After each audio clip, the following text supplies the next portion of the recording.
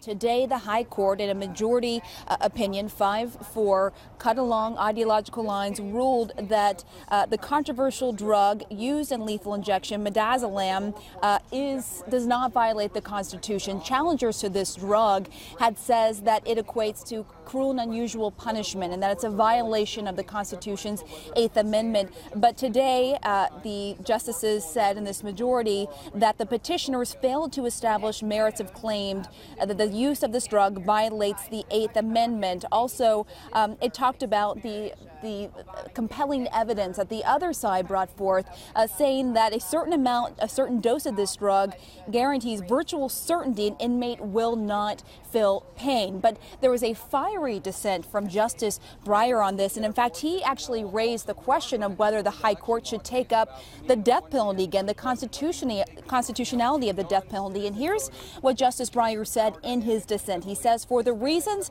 I have set forth in this opinion, I believe it highly likely that the death penalty violates the 8th Amendment. At the very least, the court should call for a full briefing on this basic question." Important to note, this case was not about the constitutionality of the death penalty, but Justice Breyer raising that question here today with this ruling upholding the use of this controversial drug that's used in lethal injection. It was used during the botched execution of Clayton Lockett, as you may remember, Carol. That was a little over a year ago, and that is partly what led to this case making it up to the High Court.